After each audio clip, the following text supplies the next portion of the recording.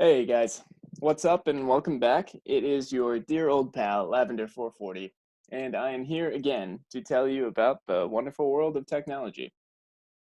So, the past few weeks we've been talking about content management systems and accessibility and things like that, but today we're going to do something a little different. This week's video is inspired by Squirrel Monkey YouTube channel, and that is a channel where they take modern technology and see what it might look like if you applied it in the 80s and 90s. I thought that was pretty interesting, so I chose Facebook to analyze, as it is a 2000s era social media site, and now we're going to see what it would look like in the 80s and the 90s. So, in the 80s, graphical user interfaces just became widely used, which allowed the user to interact with the system using graphical icons and images. And this allowed far more flashy pages and more interactive capability in general. So this is what it might look like had it been created in the 80s. This is examples of a lot of different systems. It's pretty colorful, but yeah, as you can see, any image is primarily made out of pixels and just kind of very simple ones at that. Nothing too complicated. It's all text based. All the pictures do meet a castle. It's completely out of text. So at this time, Facebook would be operating as a bulletin board system. This system is a computer application dedicated to sharing and receiving messages on a network. To access this system, like Facebook at the time, a user would have to run special software on a computer server that would let the user connect to a terminal program, which finally gives access to Facebook's system. So I drew a little diagram for you guys, make it easy. Here is the user. You see he would get access to a computer server, install the software, a disk or something else, and that would give them access to the terminal program, which in turn would give them access to the 80s Facebook system. And as you can see, that kind of sounds like a hassle, and I'm sure it was at the time. But luckily, as time moves on, technology advances, and in the 90s, the emergence of HTML and the internet allowed for new advanced social media.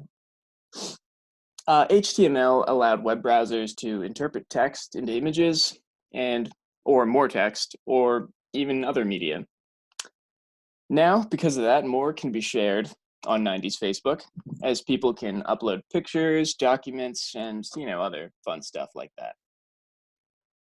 And with the arrival of personal computers, it can be accessed without a terminal program or software.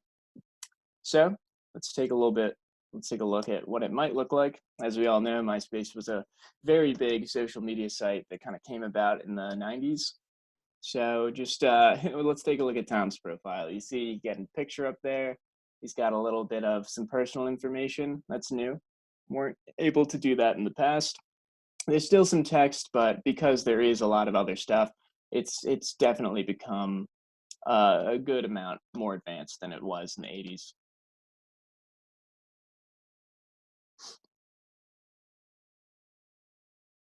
So now in the 90s, Facebook would have the ability to let users chat with large groups instead of just one-on-one, And most importantly, users can represent themselves with profiles and can connect to other profiles, forming their own networks. And I think that was pretty much one of the biggest advancements in social media in the 90s.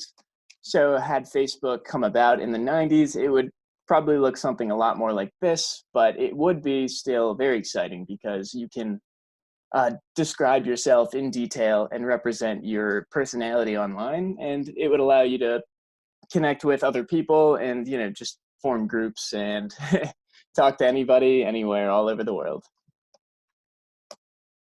And I made a little diagram for this one too, just to show you how it will work. So obviously there's no more software, there's no more terminal you got to use. It's a little more straightforward, though there's probably more hardware that you would have to get. So you, the user, would have a personal computer, as is custom of the age. And then you would hook that up to the router, which would be connected to the modem, which would in turn, with both of those things, would give you access to the internet browser.